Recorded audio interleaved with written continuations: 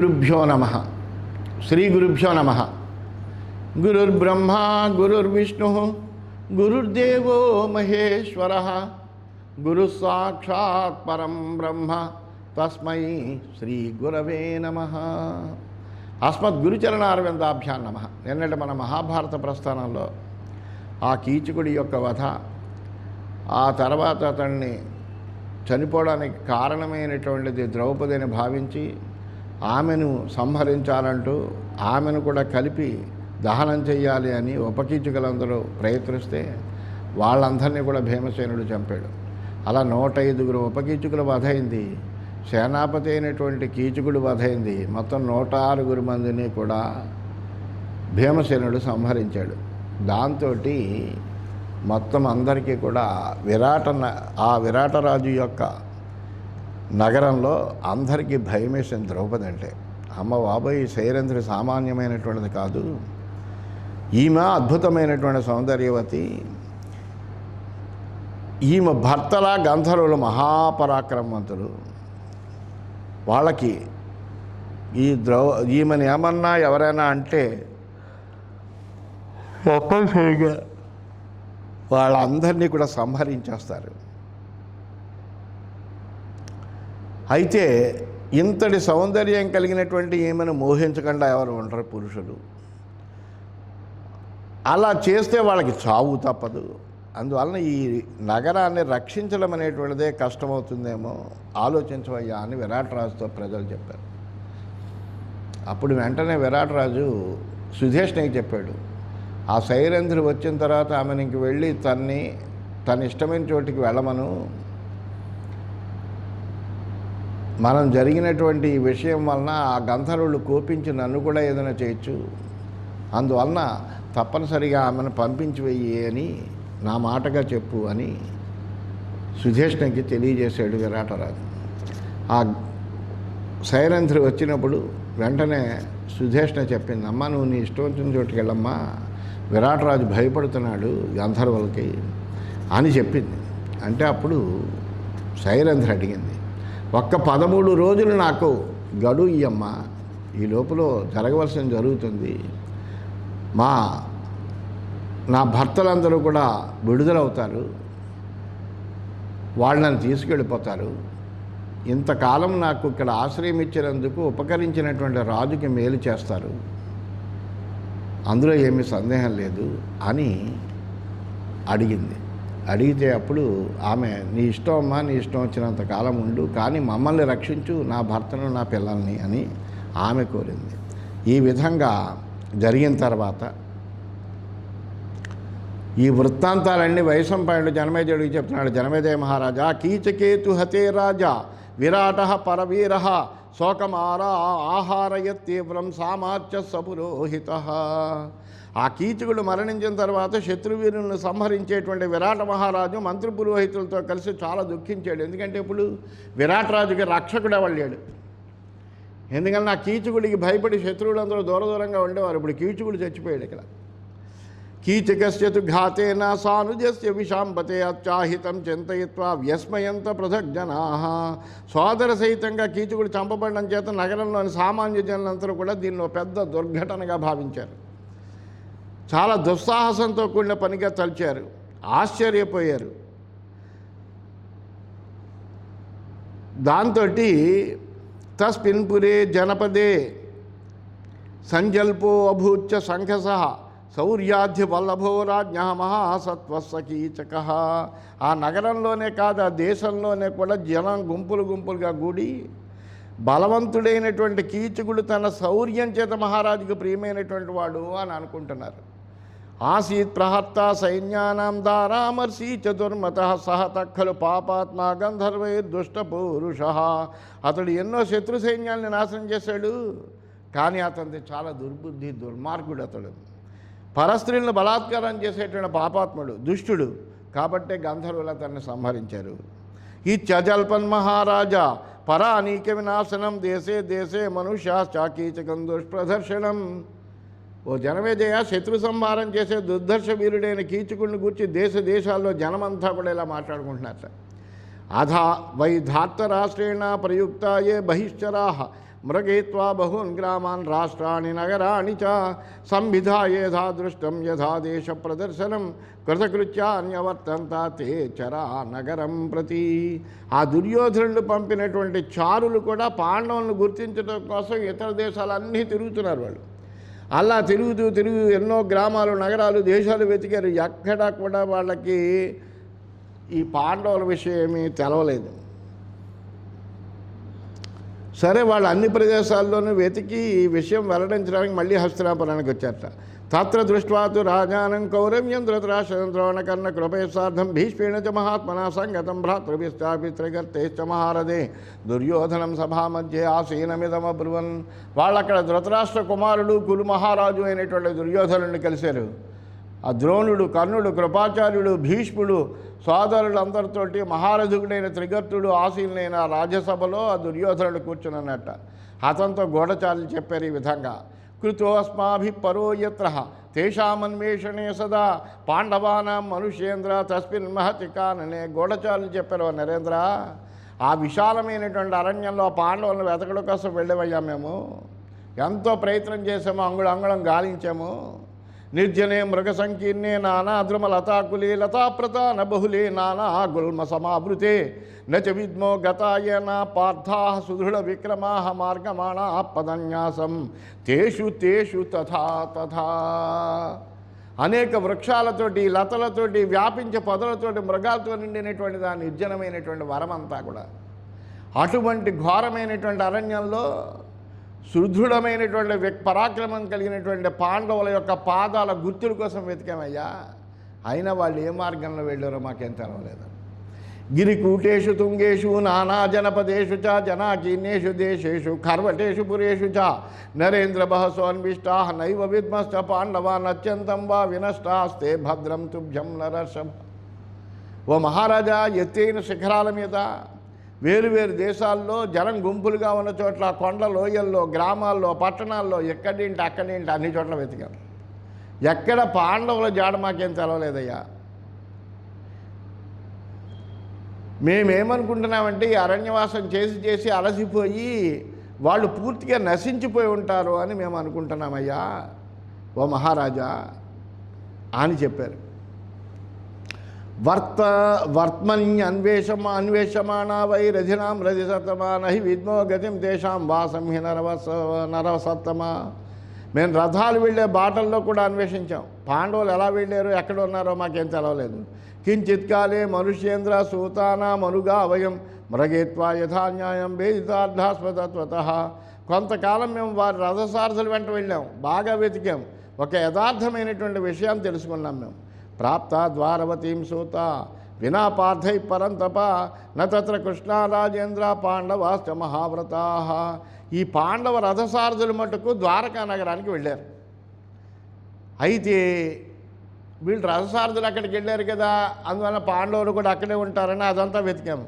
కానీ అక్కడ ద్రౌపది కానీ పాండవులు కానీ లేరయ్యా. సర్వథా విప్రనష్టాస్తే నమస్తే భరతర్షభ నహి విద్మో గతిం తేషాం వాసం వా విమహాత్మనాం పాండవానాం ప్రవృత్తించ విద్మకర్మాపి కిం కృతం శనశాధి మనుష్యేంద్ర అతబోధ్వం విషాంపతే. వాళ్ళు అన్ని విధాలను నశించి ఉంటారని మేము అనుకుంటున్నాము. లేకపోతే మరి ఆ రథసారథులు వాళ్ళందరూ అక్కడ ఉండడం ఏంటి, పాండవులు లేకపోవడం ఏమిటి? మహాత్ములైన పాండవుల మార్గం కానీ, నివాస స్థానం కానీ, వాళ్ళ ప్రవర్తన కానీ, వాళ్ళ గురించి వాళ్ళు చేసినటువంటి ఏదైనా పనిని గురించి కానీ, వార్త కానీ ఏమీ మాకు వినిపించలేదు. అందువల్ల ఇప్పుడు మేము ఏం చేయాలో ఆజ్ఞాపించన్నారు. అన్వేషణే పాండవానాం భూయక్కిం కర్వామి హే ఇమాం జనప్రియాం వీరా వాచం భద్రవతిం శృణు. ఈ పాండవులను వెతకడం కోసం ఇంకా మేము ఏం చేయాలో చెప్పండి, మా మాట వినండి, ఇది మీకు ప్రియమైంది, దీంతో మీకు మంగళమైన సమాచారం ఉందని చెప్పారు. ఏన త్రిగర్తా నిహతా బలేన మహతా నృపా సూతేన రాజ్ఞో మత్స్య కీచకేన బలీయసా సహత పతిత శ్వేతే గంధర్వే నిశభారత అదృశ్యమానేర్దుష్టాత్మ భ్రాతృభి సహ సోదరై. అయితే ఒక వార్త ఒకటి విన్నాం. మత్స్యరాజుకి మహాబలవంతుడు సూతపుత్రుడు అయినటువంటి కీచకుడు అనేటువంటి ఒక సేనాపతి ఉన్నాడు. అతడు త్రిగర్త దేశాన్ని, ఆ దేశవాసులందరినీ కూడా బోధించాడు. కానీ గంధర్వులు గుప్త రూపంలో రాత్రి వేళ కీచుకుని అతని సోదరుల్ని చంపేశారు. ఈ మాట ఒకటి విన్నాం మేము. శాలో రాజ్ఞో విరాటస్య సేనాపతి రుదారధి సుధేష్ణ్యాయా సవై జ్యేష్ఠ సూరో వీరో గతవ్యథ ఉత్సాహవాన్ మహావీర్య నీతిమాన్ బలవాన్ యుద్ధజ్ఞోరిపి వీరగ్రహ సింహతుల్య పరాక్రమ. వాడు ఉదార బుద్ధి కలిగినటువంటి ఆ కీచకుడు విరాటరాజు యొక్క సేనాపతి అయ్యా. అతని భావమరుదు కూడాను సుధేష్ణాదేవికి అన్నగారు. అతడు చాలా శూరుడు, వీరుడు, మంచి ఉత్సాహము పరాక్రమం కలిగినటువంటి వాడు, బలవంతుడు, యుద్ధకళ ఎరిగినటువంటి వాడు, శత్రువీరులందరినీ కూడా సంహరించడంలో సమర్థుడైనటువంటి వాడు, సింహ సమానమైన పరాక్రమం కలిగినటువంటి వాడు. అందుకని సింహబలుడు అంటారు అతన్ని. ప్రజారక్షణ దక్షశ్చ శత్రుగ్రహణ శక్తిమాన్ విజితారిర్మహాయుద్ధే ప్రచండో మానవత్పర నరనారీ మనోహ్లాది ధీరో వాగ్మీ రణప్రియ. అంతేకాదు అతను ప్రజారక్షణలో కూడా కుశలుడు, శత్రువులను బంధించగలిగినటువంటి వాడు, గొప్ప గొప్ప యుద్ధాల్లో శత్రువులను ఓడించి విజయం పొందాడు, మిక్కిలి క్రోధం కలిగినటువంటి వాడు, చాలా ధీరుడు, యుద్ధం అంటే అమితమైన ఇష్టం కలిగినటువంటి వాడు. సహతో నిశిగంధర్వై స్త్రీ నిమిత్తం నరాధిప అమృష్యమాణో దుష్టాత్మా నిషీధే సహ సోదరై సుహృదశ్చాస్య నిహతా యోధాశ్చ ప్రవరాహతా. అసహనం కలిగినటువంటి వాడు, దుర్మార్గుడైనటువంటి ఆ కీచకుడు తమ్ములతో సహా ఒక స్త్రీ కారణంగా అర్ధరాత్రి గంధర్వుల చేత చంపబడ్డాడు. అతని ప్రియమిత్రులు, శ్రేష్ఠ యోధులు అందరూ కూడా మరణించారు. ప్రియమేతదుపసృత్య శత్రువునాంచ పరాభవం కృతకృత్యశ్చ కౌరవ్య విధస్వేదనంతరం. అందువల్ల శత్రువుల యొక్క పరాభవాన్ని తెలిపేటువంటి ఈ ప్రియమైన విషయాన్ని నువ్వు విని కృతకృత్యుడై తర్వాత చేయవలసిన దాన్ని ఏమైనా ఉంటే కనుక చేసుకుంటారని ఈ వార్త మీకు చెబుతున్నాము అని.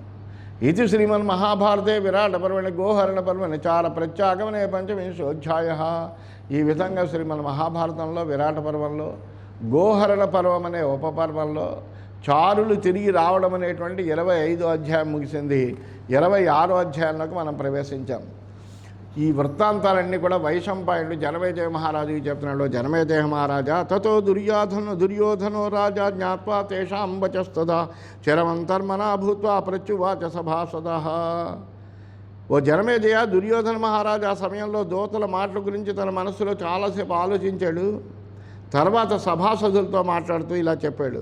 సుదుఃఖం ఖలు కార్యాణం గతిర్విజ్ఞాతుమంతతః తస్మాత్ సర్వే నిరీక్షధ్వం కనుతే పాండవాగతాః. కార్యముల యొక్క గమనాన్ని, పర్యవసానాన్ని సరిగ్గా తెలుసుకోవడం అనేటువంటి చాలా కష్టము. సరే, ఆ పాండవులు ఎక్కడికి వెళ్ళారో మీరు అందరూ కూడా ఒకసారి ఆలోచించి తెలుసుకోండి. అల్పావశిష్ట కాలస్య గత భూయిష్టమంతథా తేషాం అజ్ఞాతచర్యాయామస్మిన్ వర్షే త్రయోదశే. ఈ 13వ సంవత్సరంలో పాండవుల అజ్ఞాతవాసంలో కూడా ఎక్కువ భాగం గడిచిపోయింది. కొద్ది రోజులు మిగిలాయి. అందువలన ఈ లోపల ఏమైనా తెలుసుకోగలిగితే తెలుసుకోండి. అస్య వర్షస్య శేషం చేత్ వ్యతియురిహ పాండవా నివృత్త సమయాస్తే సత్యవ్రతపరాయణా క్షరంతైవ నాగేంద్ర సర్వే హ్యాసి విశోపమా దుఃఖా భవేయు సంరబ్ధ కౌరవాన్ ప్రతి తే ధ్రువం. ఆ మిగిలిన సమయం పాండవులు ఇలా గడిపితే కనుక వాళ్ళు ఈ ప్రతిజ్ఞాపాలన భారం నుంచి విడిపడతారు. సత్యవృత్తులైనటువంటి పాండవులు మదధారలను శ్రవించే గజరాజుల్లా, విషంగక్కే సర్పాల్లా కోపంతో కౌరవులకు దుఃఖాన్ని కలిగించే వాళ్ళు అవుతారు ఆ తర్వాత. ఎందుకంటే వాళ్ళు యుద్ధానికి వస్తారు. సర్వే కాలస్య వేత్తారః కుచ్చరూపధరాస్థితాః ప్రవిశేయుర్జతక్రోధాః తావదేవ పునర్వనం తస్మాత్ క్షిప్రం బుభూషధ్వం యథాతే అత్యంతమవ్యయం రాజ్యం నిర్ద్వంద్వమవ్యగ్రం నిస్సపత్రం చరం భవేత్. వాళ్ళందరూ అజ్ఞాతవాసం యొక్క అవధిని వాళ్ళకి తెలుసు కాబట్టి గుర్తించడానికి వీలు కాని వేషాల్లో ఉంటారు వాళ్ళు. మీరు వాళ్ళని తొందరగా గుర్తించడానికి ప్రయత్నం చేయాలి. వాళ్ళు కోపాన్ని అణచుకుని మళ్ళీ 12 సంవత్సరాలు వనవాసం చేయడానికి అడవికి వెళ్ళాలి ఈలోగా మనం గుర్తిస్తే కనుక. అలా అయితే కనుక ఈ రాజ్యం చిరకాలము మరొక సమ్రాట్ లేనటువంటిదై, వ్యగ్రత లేనిదై, శత్రువులు లేనిదై హాయిగా ఉంటుంది. అదాబ్రవీత్ తతకర్ణః క్షిప్రం గచ్చంతు భారతాన్యే ధూర్తా నరాదక్ష నిభృతా సాధుకారిణః. ఇది విని కర్ణుడు అన్నాడు, భరతనందన కార్యకుశలైన గూఢచాలను తొందరగా పంపు, వాళ్ళు మాయావులు దక్షులై తమ కార్యాన్ని బాగా చేస్తారు అని చెప్పాడు. చరంతు దేశాన్ సంవీతా స్పీతాన్ జనపదా కులాన్ తత్ర గోష్ఠీషు రమ్యా సిద్ధ ప్రవ్రజితేషు పరిచారేషు తీర్థేషు వివిధేషు ఆకారేషు చ విజ్ఞాతవ్యా మనుష్యైస్తే తర్కయ సువినీతయా. వాళ్ళు మారువేషంతో ధనధాన్యాలతో సమృద్ధమై జనసమూహాలతో నిండినటువంటి దేశాలకు వెళ్ళాలి. అక్కడ అందమైన సభల్లో సిద్ధులు సన్యాసులు మహాత్ములు ఉండే ఆశ్రమాల్లో రాజనగరాల్లో నానా విధమైన తీర్థాల్లో సర్వోత్తమ స్థానాల్లో నివసించే మనుష్యులను వినయపూర్వకంగా యుక్తితో అడగాలి. అడిగి ఊహతో పాండవులు ఉండేటువంటి స్థానాన్ని గుర్తించగలగాలి. వివిధై తత్పరై సమ్యక్ తజ్ఞై నిపుణ సమృద్ధి అన్వేష్టవ్యాసు నిపుణై పాండవాశ్చన్నవాసిన నదీ కుంజేషు తీర్థేషు గ్రామేషు నగరేషు ఆశ్రమేషు రమ్యేషు పర్వతేషు గుహాసు చ. ఆ పాండవుల మారువేషంతో రహస్య స్థానంలో నివసిస్తూ ఉంటారు కాబట్టి కార్యసాధన తత్పరులు వాళ్ళని బాగా గుర్తించి కలిగినటువంటి బుద్ధిమంతులై గుర్తించగలిగినటువంటి వాళ్ళు అవ్వాలి. అలాంటి వాళ్ళై మారువేషాలు ధరించి నైపుణ్యంగా చాలా తెలివిగా ప్రవర్తించాలి. ఇలా అనేక మంది గూఢచారులు నదుల ఒడ్డున ఉండే పొదరిళ్లలో తీర్థాల్లో గ్రామాల్లో నగరాల్లో ఆశ్రమాల్లో పర్వతాల్లో గుహాల్లో వాళ్ళ కోసం వెతకాలి. వెతికితే దొరుకుతారు ఎక్కడొక్కడ. అధాగ్రజాన్ అంతరజ పాపభావాను రాఘవాన్ జ్యేష్టం దుశ్శాసనస్తత్ర భ్రాతరమ బ్రవీన్. ఆ తర్వాత పాపభావం మంది అనురక్త కలిగినటువంటి వాడు దుర్యోధనుడి పెద్ద తమ్ముడైనటువంటి దుశ్శాసనుడు దుర్యోధనుడితో అంటున్నాడు, యేషు న ప్రత్యయో రాజన్ చారేషు మనుజాధిప తేయాంతు దత్తదేయావై భూయస్థాన్ పరిమార్గితం. మనకు బాగా విశ్వాసం కలిగినటువంటి గూఢచారులకు ఇవ్వగలిగినటువంటి సాధనాలను ఇచ్చి పంపించవయ్యా పాండవులను వెతకడానికి మళ్ళీను అని చెప్పాడు. ఏతొచ్చ కన్నో యత్ప్రాహ సర్వం ఈహామహే తథా యథోద్దిష్టం చరా సర్వే మృగయంతు యతస్తత. ఆ కర్ణుడు చెప్పిందంతా మనం చేద్దాం. అతడు చెప్పినటువంటి స్థానాలన్నింటిలోనూ గూఢచారుల చేత వెతికిద్దాం. ఎక్కడైనా పాండవులు దొరుకుతారేమో చూస్తాం. ఏ దేశాన్యేచ భూయాంసా దేశాద్దేశం యథావిధి నతు తేషాం గతిర్వాస ప్రవృత్తిశ్చోపలభ్యతే. వాళ్ళంకా ఇతరులు ఒక దేశాన్ని నుండి మరొక దేశం వెళ్ళి యథావిధిగా వెతకాలి. వాళ్ళతో పాటు ఇంకొంతమందిని కలిపి పంపించండి. ఇంతవరకు పాండవులు చేరదగిన చోటు వాళ్ళ నివాసము వాళ్ళ ప్రవర్తన కొంచెం కూడా మనకేం తెలవలేదు. అత్యంతంచ నిగూఢాస్తే పారంచోర్మిమతో గత వ్యాలైశ్చాప్యమహారణ్య భక్షితాసూరమానిన. ఆ పాండవులు మిక్కిలి రహస్య స్థానంలో ఉన్నారో లేకపోతే సముద్రానికి అవతల తీరానికి వెళ్ళిపోయారో లేదా ఆ మహావనంలోనే మహాశూరులు అనుకునే పాండవులు వీళ్ళని కొండ చలవలైనా మింగేయో చచ్చిపోయారు. అథవా విషమం ప్రాప్య వినష్టా శాశ్వతి సమాతస్మాన్ మానసమవ్యగ్రం కృత్వా త్వం కురు నందన కురు కార్యం మహోత్సాహం మన్యసే అన్నరాధిప. లేదా చాలా కాలం విషమ పరిస్థితిలో ఉన్నటువంటి వాళ్ళు శాశ్వతంగా నశించిపోయారేమో. అందువల్ల మనస్సుని స్వస్థపరుచుకుని సరైన దాన్ని నిండు ఉత్సాహంతో మీరు అందరూ చేయండి. వాళ్ళ వర్తమానం మనకేం ఇప్పటివరకు తెలవలేదు అని చెప్పారు. ఇది శ్రీమన్ మహాభారతే విరాట పర్వణి గోహరణ పర్వణి కర్ణ దుశ్శాసన వాక్యే షడ్వింశోధ్యాయ.